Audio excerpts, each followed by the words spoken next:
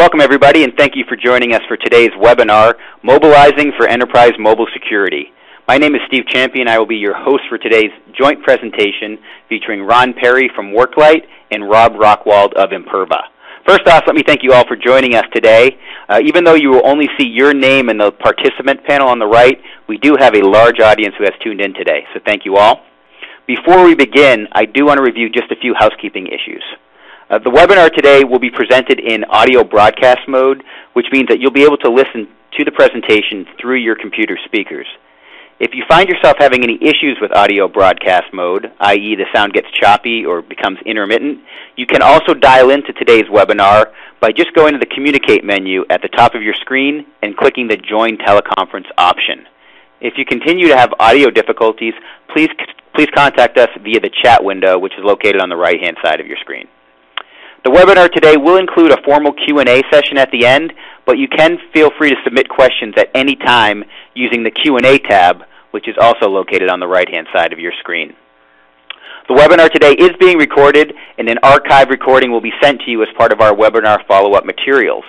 Additionally, you can request a copy of the slides by sending an email to webinar@imperva.com, and we'll get you a PDF copy of those slides out to you. Looking at the agenda for today's presentation, in just a few minutes I'm going to pass the presentation to our featured speakers, Ron Perry and Rob Rockwald. They will start off with some background on the state of mobile security today before Ron takes some time to identify and define the most crucial trends in mobility today.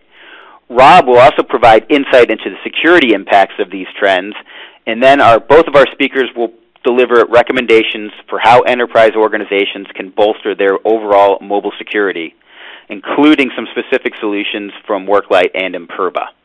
At this point, with that being said, I want to give a few quick words about our two featured speakers. Ron Perry is Worklight CTO, where he is responsible for product strategy and technology evangelism. Mr. Perry maintains 20-plus years of industry experience, during which he is focused on web, mobile, and enterprise technologies.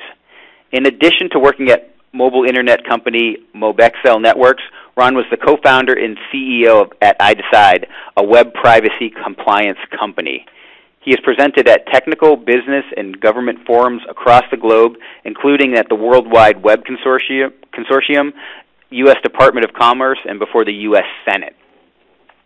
Our other co-presenter today, Rob Rockwald, is Imperva's Director of Security Strategy, where he works directly with Imperva's research team, the Application Defense Center, or ADC. Rob has extensive security experience, including stints with Fortify Software and Coverity, and has also worked internationally in Japan, China, France, and Australia. Rob has built up a robust speaking portfolio with presentations at RSA, InfoSec, OWASP, and ISACA. He's also appeared in major media outlets such as CNN, Sky News, BBC, the New York Times, and the USA Today. So with that, I'm going to first pass the presentation over to Rob Rockwald. Rob? Good morning, or good afternoon, or good evening, depending on where you are. I'm going to start by discussing a few statistics with respect to the growth of mobile computing. So we have here two sample stats, one from a Technographics benchmark survey that showed 33% of download of applications take place at least monthly.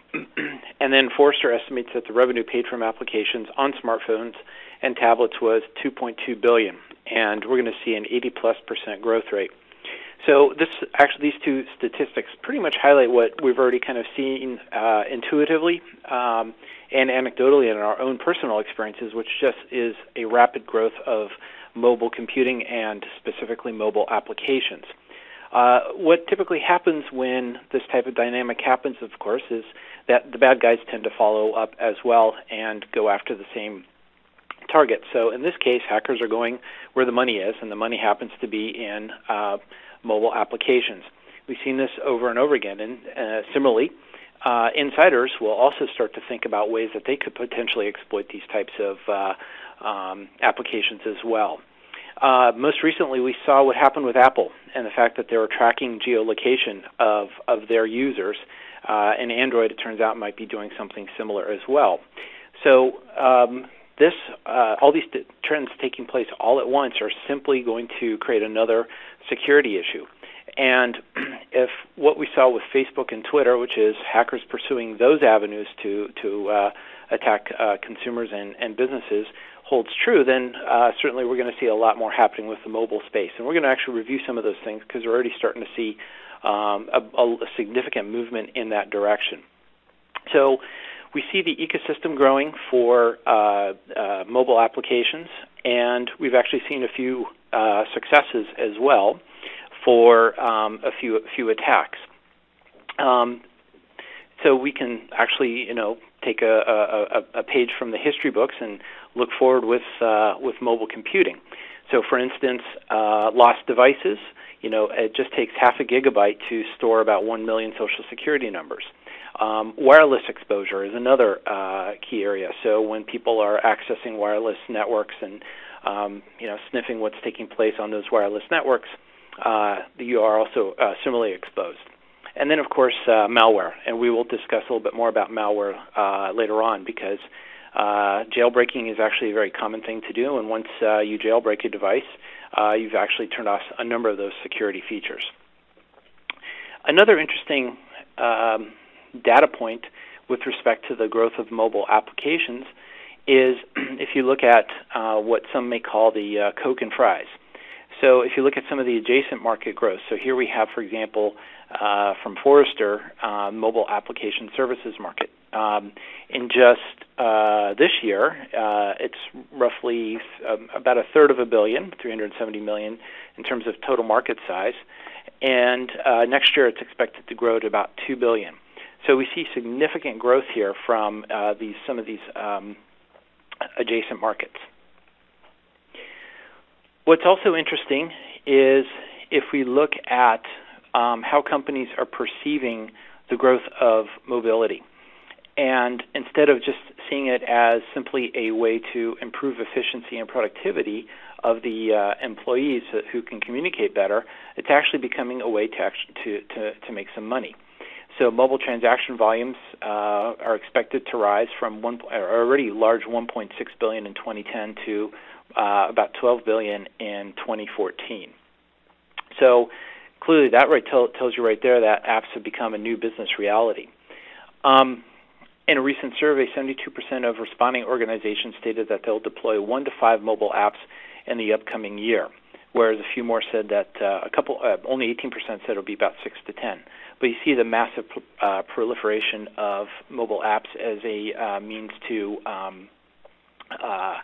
make money and transact with customers, which will, of course, drive that transaction volume that I spoke about just a few seconds ago. And then, of course, there is the component of trying to bring about efficiency and productivity, and more firms are turning to apps to enhance the way that customers interact with those particular companies. So we see here as an interesting anecdote as well in the upper right, more and more developers and IT specialists are actually working to develop more applications directly. So the resources are being shifted around to focus on those areas. Now, this is an interesting set of statistics that we've here at Imperva actually pulled out from an analysis of some hacker forums. And what we did is we looked at some hacker forums and analyzed some of the discussions that were taking place in those groups.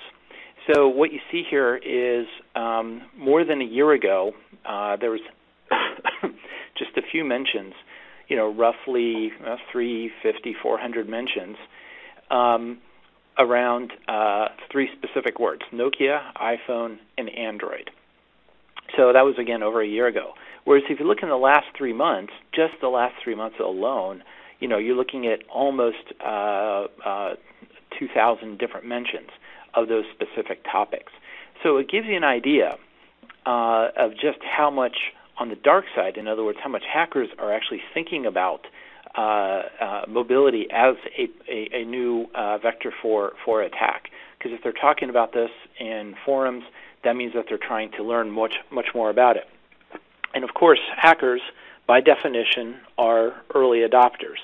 And so if they're thinking about this, it obviously means that we can expect a lot more activity coming from hackers, and we're actually going to review a little bit more as the presentation goes on.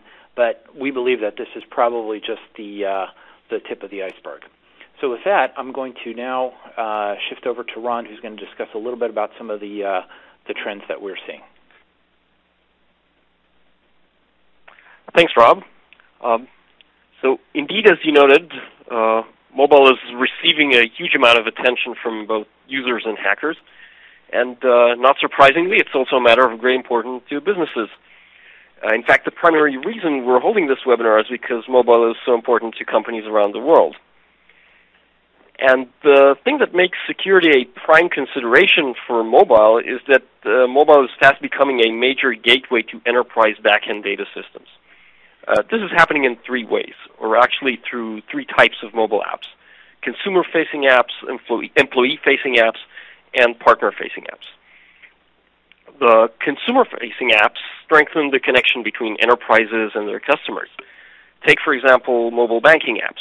These apps let customers of the bank access their account from anywhere, examine their balance, make transactions, or even cash checks.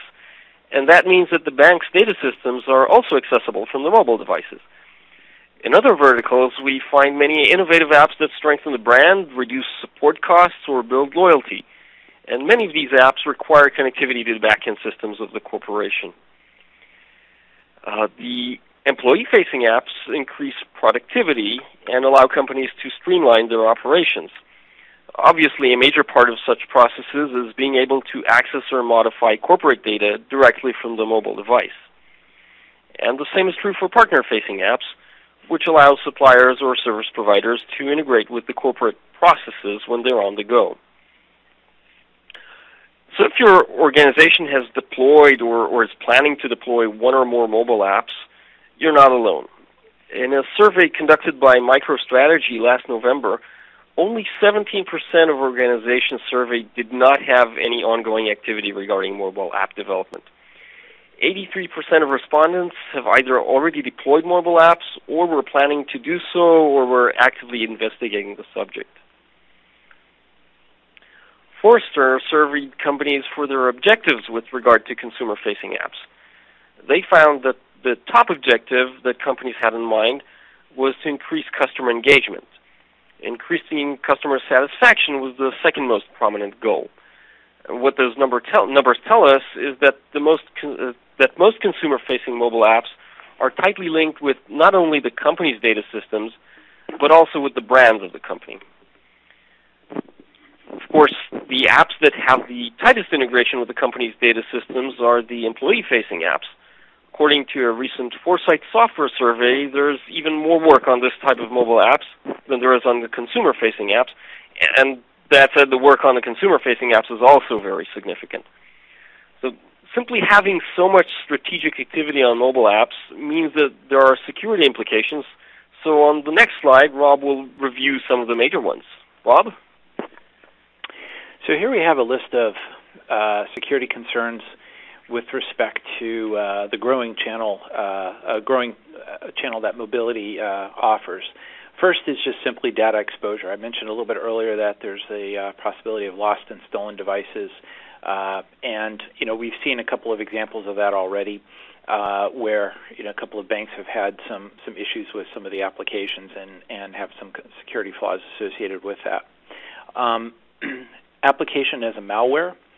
So probably the most egregious one and the most famous one, certainly one that got a lot of coverage in the Wall Street Journal, was the fact that a number of malware applications were uploaded to the Android market. And a lot of these dummy apps were actually downloaded by, I think it was about 250,000 people, 260,000 people to be precise. And one of the applications, in fact, was Angry Birds, and it was just a fake Angry Birds application. So when something like that happens, it becomes quite high profile. And it also exposed an issue around something we'll discuss a little bit more detail later, but an issue around how can applications be filtered and made sure that they're actually secure when they're put into any kind of marketplace. The next concern was about,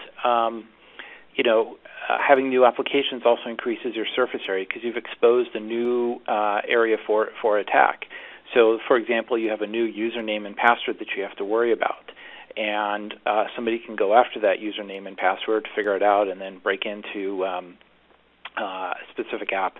In this case, we highlighted something that came around with respect to Citibank that opened up its banking application to users as well. And then what we call meet the new boss, same as the old boss. So SpyEye is one of the best-known botnets that does all kinds of things, and SpyEye has actually adapted some of its Trojan to actually work against mobile devices, work with mobile devices. So we're seeing some of the same old things used for previous technologies looking forward into the mobile world. So Ron, back to you to discuss the trends. Thanks, Rob. The next trend we'll look at is the proliferation of devices and operating systems, and of course the security implications of this fragmented mobile landscape. The apps revolution started with iPhone. Looking 2 or 3 years back, the iPhone's market share was rather small compared to mobile operating systems like Symbian or BlackBerry OS. Yet iPhone was the only mobile OS which offered a really compelling reason to invest in app development. But things have changed since then, and today enterprises can't really build a mobile strategy around iPhone alone. Android became a significant player. BlackBerry users are now expecting apps, and Windows Phone 7 is also showing great promise. So let's look at some statistics to understand this issue. Here are some results from a Nielsen survey of a few months ago. In this survey, people were asked about their upgrade plans, which type of phone they were expecting to buy next. As you can see from these results, Android and iPhone are pretty much shoulder to shoulder, with roughly 30% of respondents answering they're planning to upgrade to one of them. 13% thought their next smartphone will be a BlackBerry, and 6% were considering a Windows Phone 7 device. As for mobile devices used within organizations, we see that BlackBerry is still the number one deployed system. 72% of companies surveyed by MicroStrategy last November had BlackBerries listed as one of the mobile OSs they are using. 54% of the companies surveyed have iPhone deployments, and quite interestingly, even though the iPad was introduced to the market only 8 months before the survey took place, over a third of the companies that participated in the survey noted they have iPads deployed in their infrastructure. Also interesting, in November, a quarter of the companies surveyed had Android deployments. At that time, researchers predicted that Android would become the mobile OS with the largest market share in 2011, and that prediction came true quite recently. A January survey by ComScore revealed that Android slightly overtook BlackBerry as the most widely used operating systems for smartphones, with BlackBerry devices showing a decline in the percentage of usage. Apple's iPhone seems to have stabilized, at least for the time being, at 25% of deployments. So is that it? Has Android become the leading mobile OS, and can we just all focus on Android for development? Well, things are apparently more interesting than that, and the differences in market share are not significant enough to point to a single target OS. Furthermore, to complicate things even more, Microsoft's recent comeback into the mobile OS arena with Windows Phone 7 and Nokia's high-profile decision to adopt Windows Phone 7 as their primary smartphone OS are keeping attention in the game. And IDC now believes that Windows Phone 7 will take the number 2 spot in about 4 years. So the bottom line is that there are at least 3 or 4 primary mobile operating systems that organizations should target. But what does that have to do with security? Rob? So when it comes to security, the problems that this horse race between multiple vendors poses is that it's very difficult to secure for a single platform.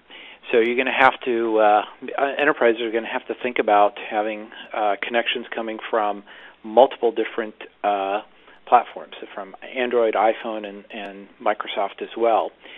So unlike in the past where quite often having your your employees standardize, for example, on a Microsoft platform alone, because that was a predominant one, you might have to look at trying to figure out how to deal with multiple vendors.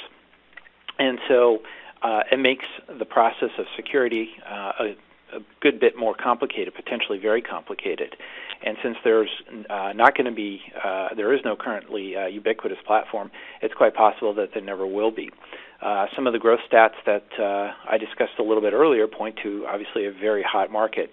And Google, Apple, and Microsoft are three big companies with a lot of resources who want to win this market. So it might look like a fragmented market for some time moving forward. So again, another major complication when it comes to security. Next trend is Ron. Why don't you walk us through that? Sure. The next trend is the distribution channels being considered a security mechanism. A very interesting aspect of mobile app security is the part that distribution channels play. In the world of personal computers, downloading software from anywhere on the internet is the norm. So personal computers are extremely vulnerable to malware, such as viruses or Trojan horses. In the mobile world, the default is to download apps from a dedicated distribution channel, such as Apple's App Store or the Android market. As most of you probably know, the iPhone App Store was, and actually still is, an amazing success. It was launched less than 3 years ago, on July 11th, 2008, with 500 apps. 3 days after its launch, more than 10 million downloads were counted. It passed the 1 billion download mark with 35,000 available apps less than a year later, in April 2009. And 3 months ago, Apple announced that they have passed the 10 billion download mark with over 350,000 apps available in the App Store. One of the things that Apple is very proud of, although not necessarily to the delight of developers, is the screening process that apps undergo before admission into the App Store. There's probably more than one reason Apple insists on a tight screening process for apps, but the one thing that Apple spokespeople routinely highlight is the security aspect of that process. Steve Jobs recently explained why apps are rejected. The top two reasons were apps don't function as advertised and that apps use undocumented APIs. And indeed, these two rejection criteria make it quite difficult to sneak malware into Apple's App Store. Not functioning as advertised is a net that catches many types of malware, including most phishing apps and Trojan horses. And using only documented APIs is also an effective filter. Apple's documented APIs sandbox apps and don't let one app easily interfere with another. Apple is actually rumored to be using static analysis tools to identify use of undocumented APIs.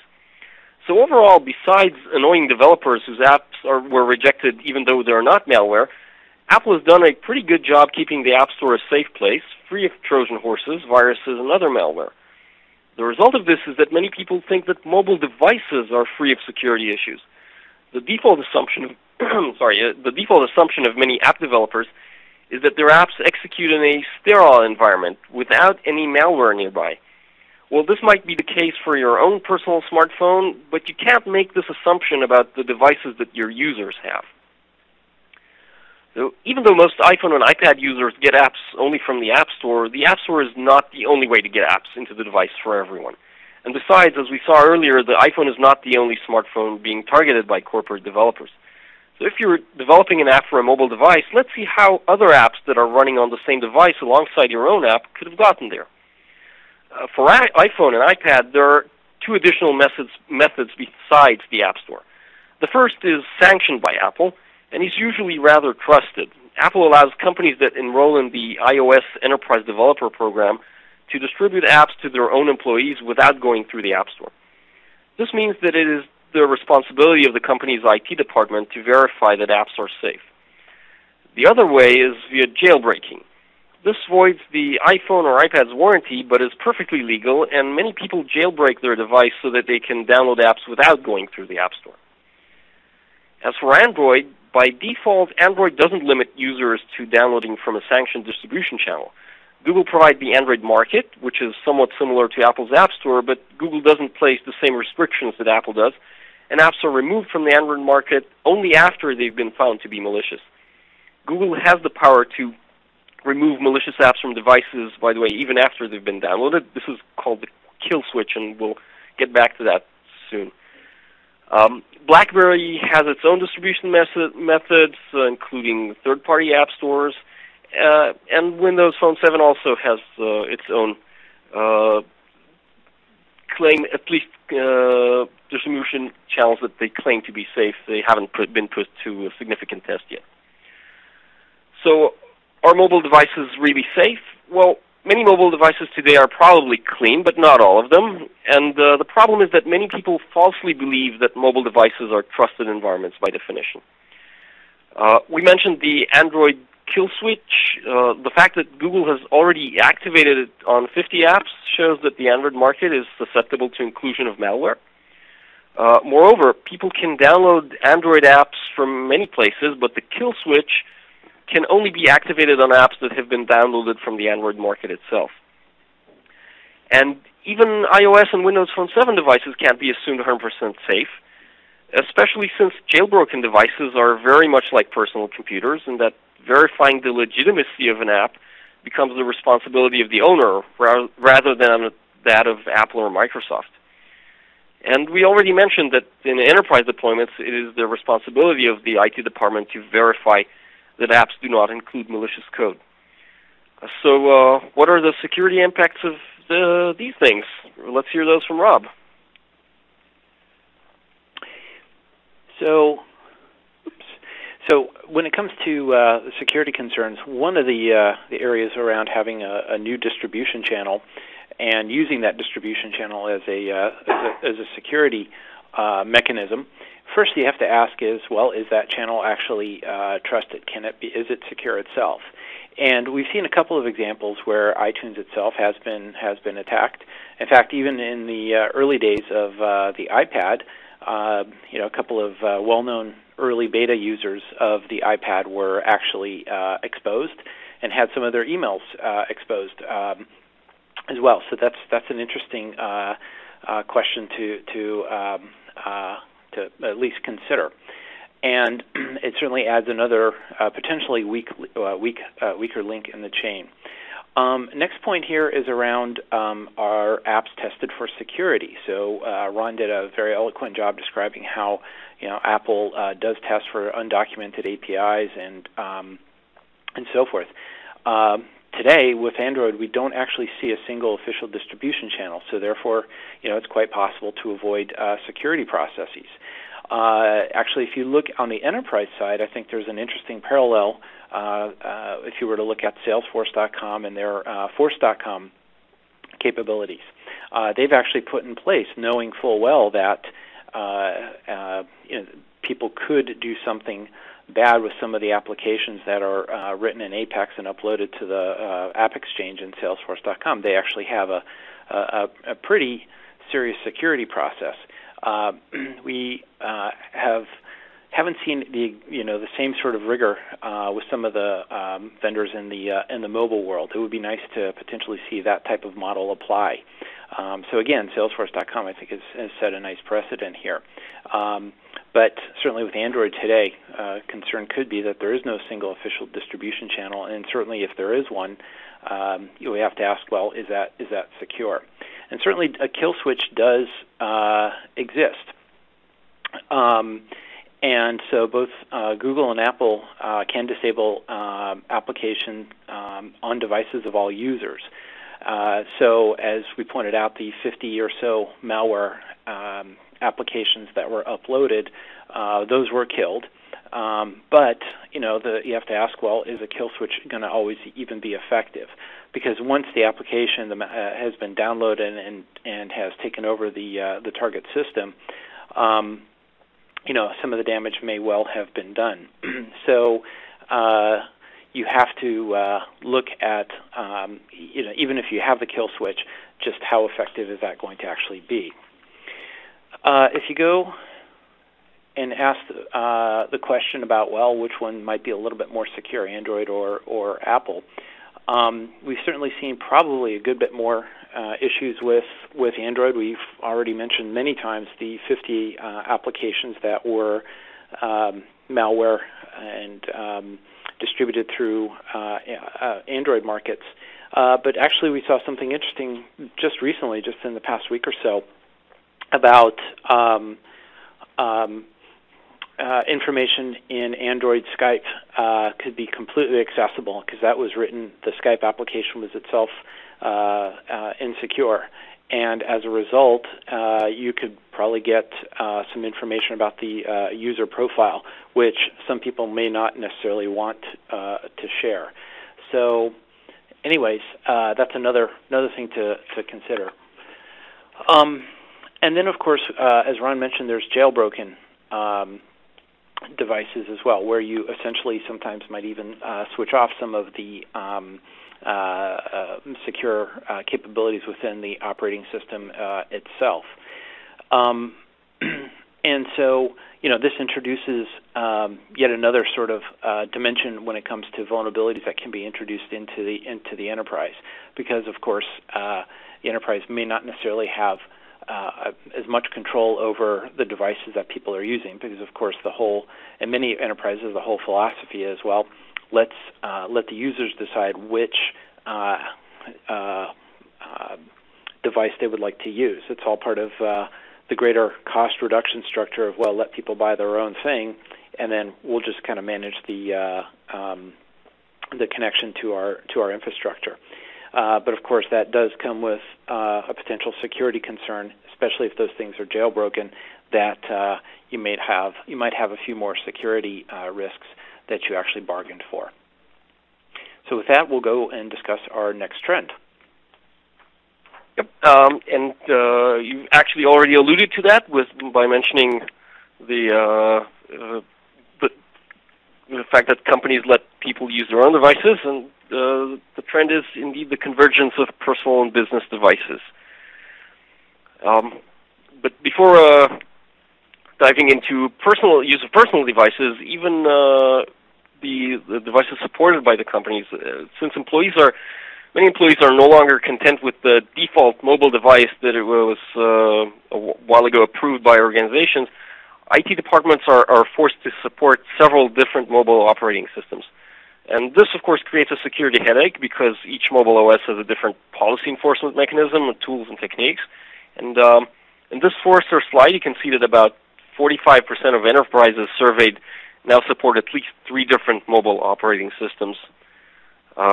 Furthermore, as Rob mentioned a moment ago, this is a quote from an Aberdeen survey from 2009, found that 73% of companies surveyed allow at least several employees to access the corporate network from their personally owned mobile device.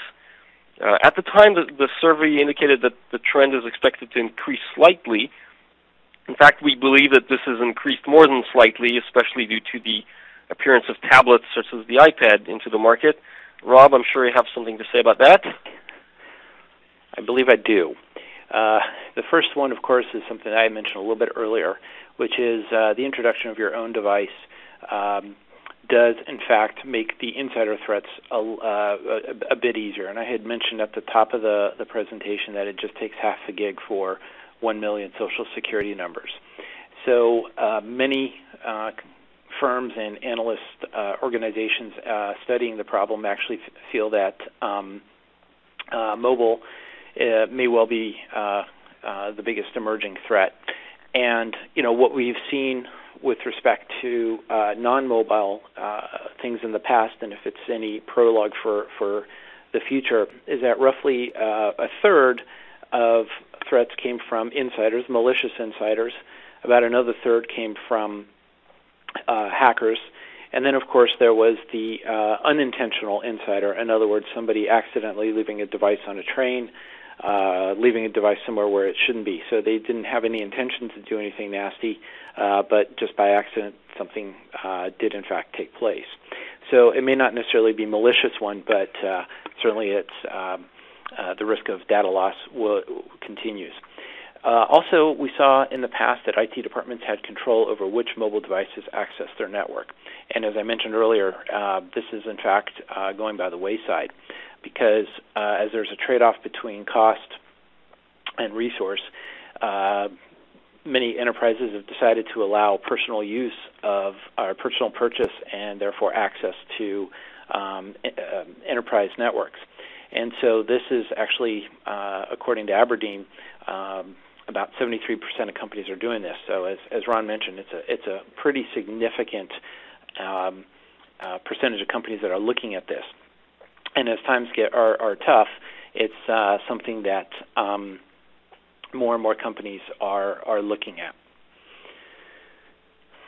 So now let's talk a little bit about conclusions, because we've discussed a absolutely fast-paced, fast-growing market with respect to mobile applications. And then from a security professional standpoint, it's damned if you do, damned if you don't. It looks pretty difficult. But in many ways, we've seen this movie before. You know, security challenges always seem a little bit different, but quite often they pretty much boil down to sometimes doing some of the same things, but with some slight variations.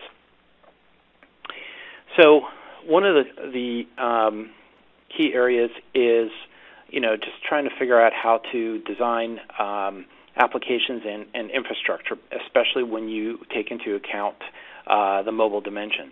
And so a lot of it is thinking about taking and identifying your critical assets, the critical data, the IP, and trying to build strong authentication mechanisms to those, and then limiting access from non-trusted devices. So in many ways, this is just looking at users and just asking the logical question, well, should should marketing be looking at finance information, for example? So basically, restricting access to those critical assets. Never assume that you've got a safe client environment. So sensitive data needs to be encrypted. Check for compromised devices. Look for something that doesn't seem right, because you know how, for example, some people might interact with applications. You might want to look for some sort of automation when it comes to the way those users are interacting with your environment, because if something's infected, chances are that, for example, click rates might be unusually high or something like that. Assume phishing attacks will happen. That's always been an attacker's favorite form of attack, and that's something that mobile provides a new vector for. So that's something that is worth trying to defend against and think about. Don't open up holes in the infrastructure. So always look for, always audit applications and infrastructure for potential issues, and obviously, try to stay more secure and safer with proven libraries, templates, and middleware as well. When it comes to managing some of the security concerns, just as we saw in the past, once you deployed software for the desktop and enterprise-related things, be sure to fix applications, once you've deployed them into the wild. Don't count on users upgrading on their own. So this is something to think hard about. Apply strict monitoring to network access for mobile devices. This is just something, as one of our customers' email tagline says, well, in God I trust, for everybody else I keep log files. This is a key tenet when it comes to mobile. So again, some of the same things that we've been doing in the non-mobile world apply very much in the mobile world as we move forward. So with that, I'm going to ask Ron to provide a quick overview of Worklight. Then I'll discuss Imperva, and then we'll take a few questions. So Ron, please. Thanks, Rob. I will start by saying a few words about Worklight and then explain a little bit about our platform. Our technology helps companies create and manage advanced mobile apps. We provide development tools and runtime components to create and manage custom innovative apps that integrate securely with the company's backend systems. Our customers include major companies from the financial industry as well as many other verticals. And we're very proud of our open approach to providing a comprehensive mobile solution. have partnered with many companies around the world to do just that, including, of course, leading security vendors. Our product, the Worklight Platform, has three major parts to it. The first is a set of tools that enhance developer productivity. These tools simplify the adoption of technologies like HTML5 as the cross-platform technology for development of both downloadable apps and web apps without compromising the ability to create fully native downloadable applications. The second is a robust runtime framework for enterprise delivery. This consists of both client-side and middleware components. The framework takes care of user authentication and provides secure and scalable data connectivity between mobile apps and backend systems. It includes support for mobile push notifications and also provides advanced security functions such as client-side encrypted storage. See, we have at least one question about that. User authentication in offline mode and more. The third is a combination of management interface with runtime components for dynamic control of deployed apps. This helps IT departments monitor and control those deployed apps. Amongst the security features provided is the ability to remotely disable specific versions of deployed apps and force users to download new versions. The components of the Worklight Platform, I'll go over them quickly here. They're shown here as the dark blue rectangles. At the top left corner, we see the Worklight Studio being used for development of apps. This is an Eclipse-based IDE that is tightly integrated with the SDKs of leading mobile operating systems. It is used for developing both the client-side and server-side components of mobile apps. Continuing to number 2 on the top right-hand side, the distribution, we see the apps being delivered to mobile devices through the app stores or through the Worklight download server. And going down to number 3 and 4, runtime and management, we see the mobile apps using the client-side runtime layer to communicate with the enterprise backend systems through the Worklight server, and the Worklight console being used to manage and control the deployed apps. We don't have time to dive into the details, but you're more than welcome to contact us for more information. And here's Rob for a few words about Imperva. So Imperva is a data security company, and we're based out of Redwood Shores in California. We have about 1,200 direct customers and many thousands of cloud-based users.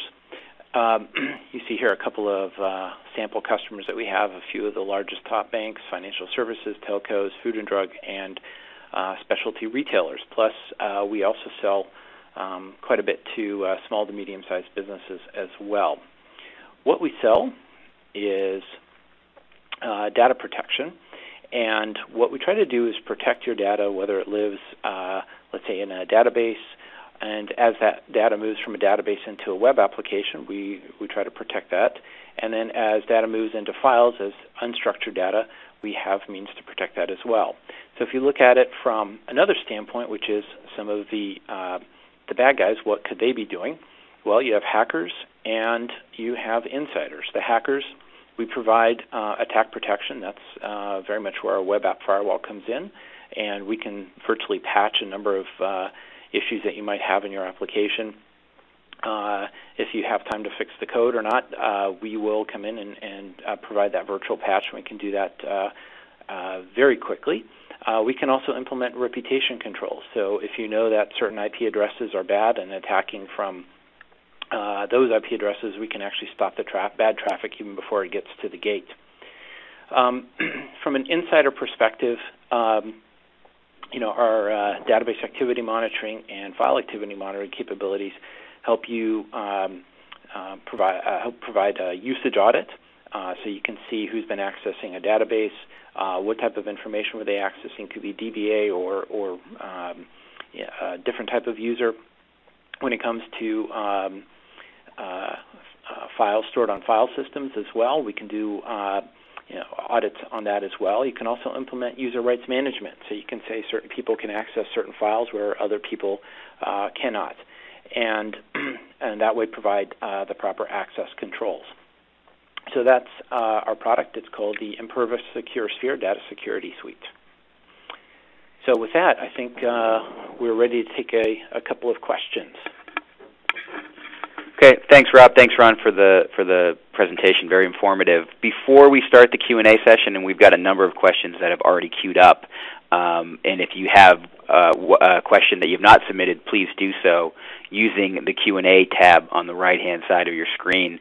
I want to reiterate that today's webinar has been recorded, and we'll send a copy or a link to that recording out to you as part of our follow-up materials. And if you furthermore would wish to request a copy of the slides presented today, please send that request over to webinar@imperva.com, and we'll get you a PDF copy of the slides as well. So the first question that we have here is, with respect to the trends you've covered today, do you see these also within the federal and provincial government market segment? That's Ron first, if you can. Yeah, I can quickly answer that. Yes, we definitely saw government agencies working on mobile aspects. I can't give any statistics. I can tell you that we've been in touch with various government agencies and have seen some interesting plans with regard to mobile development. There have even been publicized plans for the U.S. military to go with mobile applications. I can't say if the numbers are the same, but definitely there is activity there. Well, I can just say, this is Rob, I can say that, for example, the UK government has announced that it's going to be spending thousands of pounds on developing mobile applications. Certainly for some of the government employees who want to improve productivity, but also for citizens as well who might want to, for example, access information about themselves and understand what profiles are available to the government, or just for maybe for the sake of getting tax information a little bit easier or something like that. So it seems like government in general might be a little bit slower and a little bit behind the ball with respect to when you compare them to the private industry. But when it comes to catching up, they do eventually get there, and we've already starting to see a few things pop up. In the U.S., there's actually a couple of websites that actually recommend some of the best iPhone applications to be using for dealing with or understanding the U.S. government. It's actually some of those applications are recommended for government employees to improve their productivity. So if you're a hacker looking at some of these things, and instead of trying to spoof an Angry Birds, you want to try to just target government employees only, you might want to actually spoof just those applications and create some malware based on those alone. So so we're definitely seeing some of the same trends in the federal government, just perhaps a little bit slower, but at some point it'll all be very quick, and we'll see just a big of a footprint. Okay, thanks, guys. Next question. Do the different application stores have to comply to some sort of regulation themselves? So, Ron, I think it's to you. The different application stores are commercial entities. They probably have to abide by any commercial requirements regarding competition or things of that sort. But the app stores are basically creating their own regulatory environment towards the developers for this specific platform. Each app store has its own terms, developer terms of service, or actually, Apple have two different documents. They have the developer program agreement, and there's also the App Store agreement, and for Android you see the same. Microsoft also have agreements that developers or distributors of applications need to comply with when they submit apps to those distribution channels. And by the way, we're also going to see a lot of new additional app stores or app distribution channels, some by the telcos, some private ones. There already are a few of those around. no, I'm not personally aware of any specific regulation that has to do with app stores that's different from any other store or marketplace. Well, just this is Rob. Some of the security regulations that apply in the private industry, specifically PCI. So iTunes, for example, does transact credit cards, so they would be subject to some of the PCI regulations. In fact, we know that they're subject to some of the PCI regulations. But of course, that only applies to the credit card number itself. It doesn't apply to, for example, protecting email. It doesn't apply to protecting some of the other aspects of data that might be, or some of the other types of data that might be stored in those systems. So, regulation does apply, but we have to understand that it's not broader yet. Now, what I think might happen over time is we've seen Apple get into a lot of trouble in the last week or so with respect to geolocation and the fact that they're storing data about people's movements and locations ever since whenever they would have purchased an iPhone. So I think two things are going to happen as a result of that. First, I think privacy laws will probably gain some steam, and we might see the first instance of some data privacy laws that will get implemented, certainly in the United States. They already exist with some force in Germany, France, and other places. And I think you'll see the U.S. adopt some of those models, or certainly some aspects of what we see overseas. And then second, I think we might see some data security requirements that go well beyond, for example, what we see with just PCI and protecting credit cards. So you might see something apply to, general user security and just defining some bare minimum requirements, or they might go just purely the punitive route, which is, for example, what we see with HIPAA, which is just, you can pick however you want to protect your stuff and protect your data, but if there's a problem, then you're going to have to pay an extremely hefty fine. So with HIPAA, I forgot what the fine is, but it's a pretty significant amount of money for every data record that gets lost. So I think right now the regulations that apply aren't very heavy, but I think if we have this webinar another year or two, I think it'll be a different picture. Okay, thank you. I know we're coming up near the bottom of the hour, and I want to respect people's time and let them out as close to on time as possible. So we've got time for maybe one or two more questions total. If we don't get to your question and there's a number that I know we're just not going to have time to do, we will follow up with answers for you offline after the webinar. The next one I want to throw out to you guys is with people purchasing their own smartphones and wanting to use them for work purposes, what controls can be deployed to protect the data once it is in their hands? Ron, I don't know if you want to start with that one. That's a pretty open issue. There are various technologies out there. They're in pretty experimental stages right now that create sort of virtual environments for employees within the mobile device or protected areas. There are a number of companies that do things of that sort. I